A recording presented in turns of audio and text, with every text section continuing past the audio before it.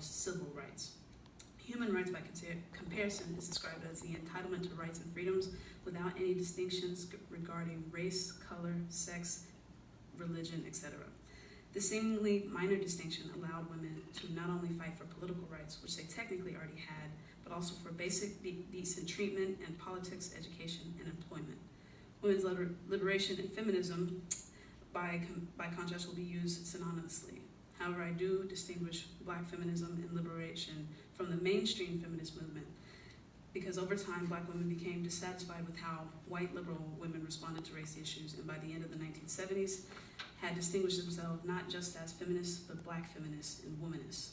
Exploring the progression of civil rights to human rights with the almost simultaneous shift from feminism to Black feminism is essential to understanding Black women's activism in the 20th century. One of the churches involved in the Alabama Christian Movement for Human Rights, or as I'll call it, the ACMHR, was Bethel Baptist Church, which was led by ACMHR President Reverend Fred Shuttlesworth. In an interview of his cousin, Julia Raines, she explained how she saw Reverend Shuttlesworth's contribution to the civil rights movement, and in doing so, she unconsciously showed how she was also integral to the movement's efforts.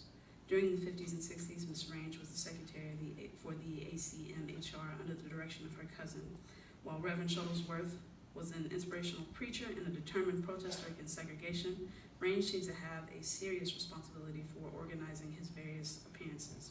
In her own words, she handled the money that went towards families whose houses who had been impacted by the fires and bombs of racists, and she also made sure that Shuttlesworth had the strong support of other ministers in the community by organizing impromptu church services to raise funds.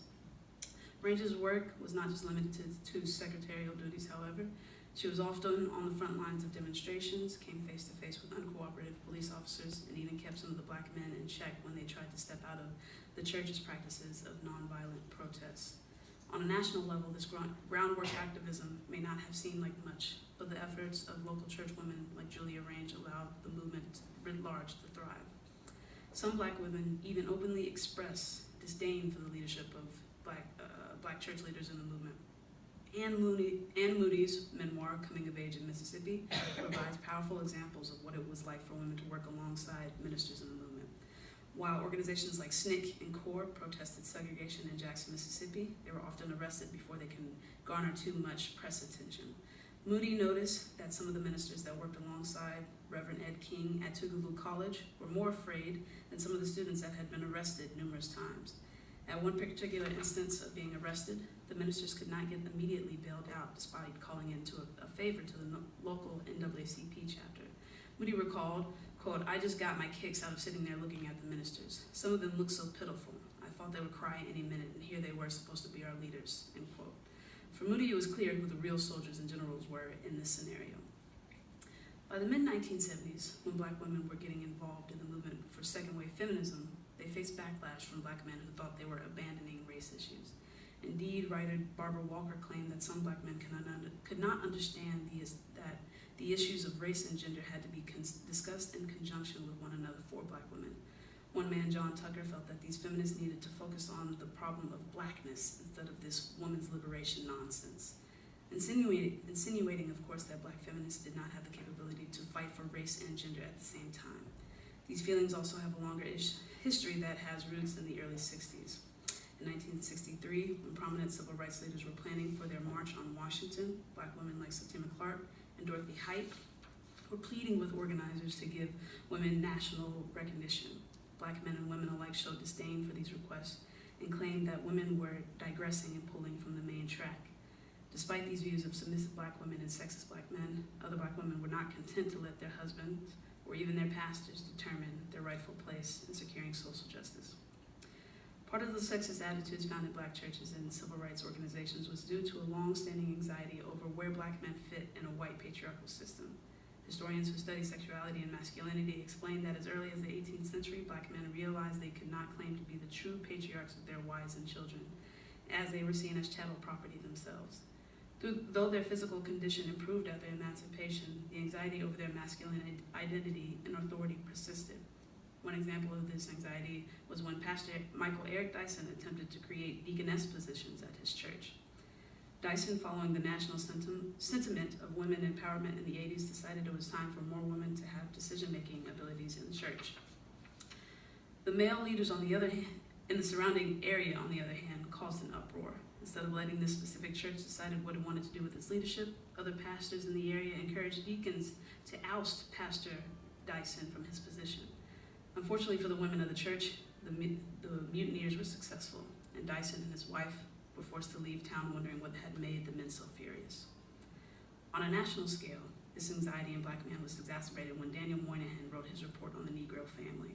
What was initially supposed to be a private report for President LBJ, as he tried to find civil rights solutions for African Americans in the 1960s, quickly leaked and sparked outrage in the black community. In his report, Moynihan attempted to explain why the social economic gap between black people and other races was widening despite 100 years of emancipation. Though Moynihan's ultimate goal might have been to help African Americans get past racist institutions and structures, some of his phrasings in his report were questionable. One of the more controversial aspects of Moynihan's report was his discussion of gender relationships in the African American family. According to Moynihan, by 1960, almost 1/4 of Negro families were headed by females. This statistic was aided by shocking numbers of desertion, divorces, and casual separations, and caused Moynihan to conclude that most African American communities were built off of a matriarchal system.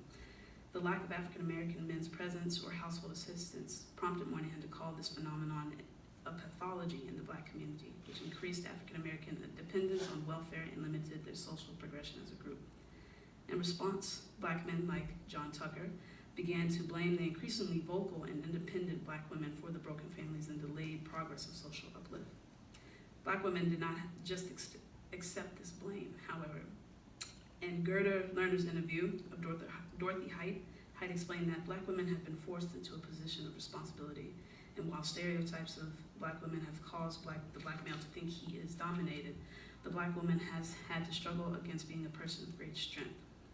Yet another woman named Margaret Wright was a member of the Los Angeles Women Against Repression organization, vehemently discounted Moynihan's assumptions and black men's response to his report. She said, quote, "Some white man wrote this book about the black matriarchy, saying that black women ran the community, which is bull.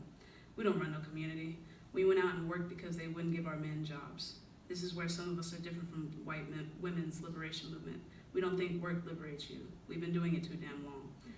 Now the black man is saying he wants a family structure like the white man's. He's got to be the head of the family, and women have got to be submissive and all that nonsense. I tell them they're nuts. They've never been emasculated.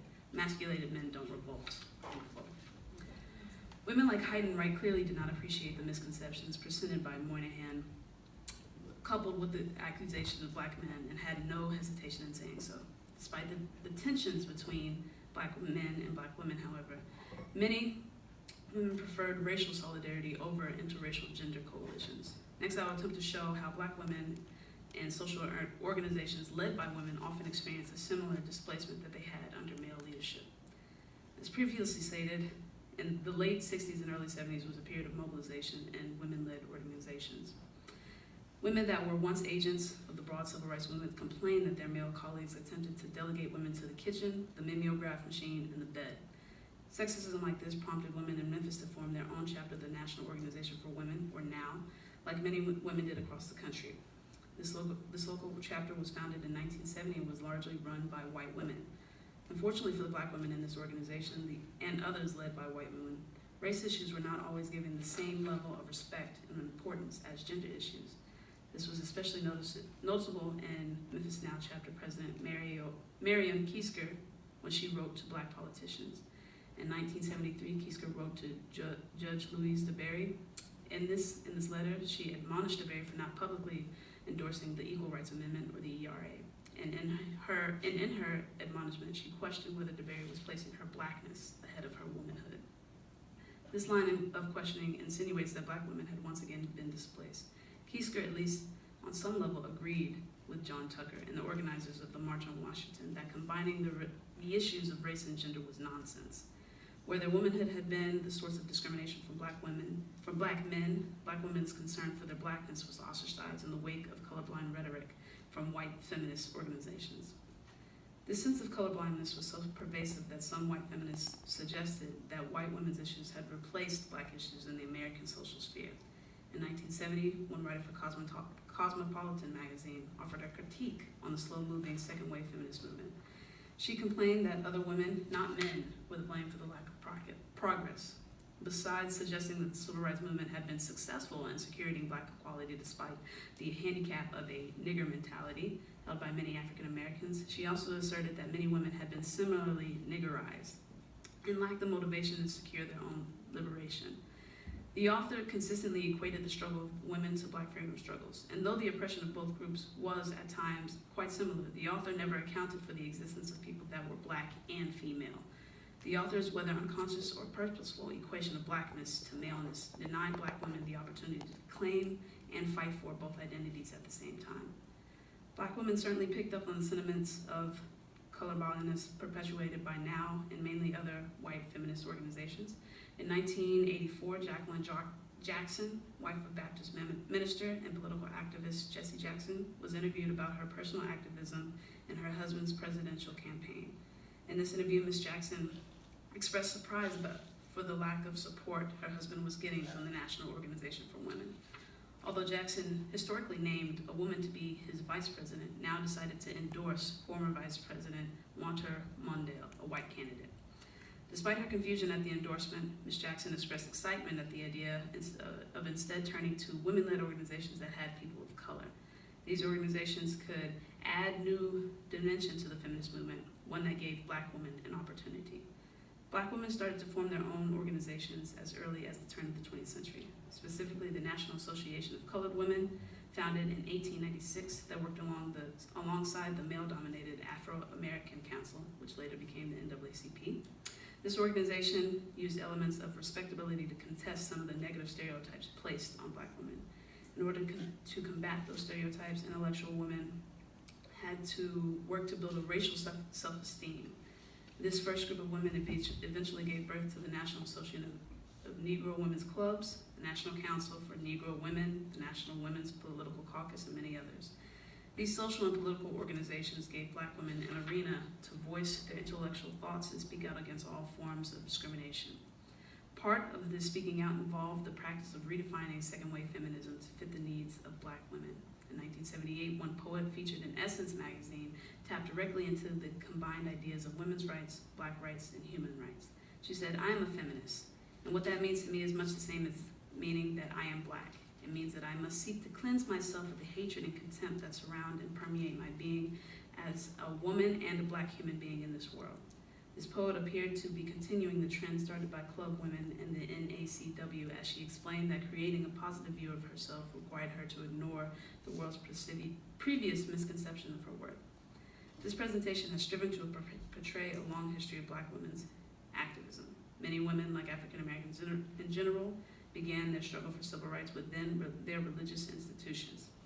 Despite black women having to fight for social justice on two fronts, they have persevered. Black women continue to be forces in their churches and their local communities, and even on national stages.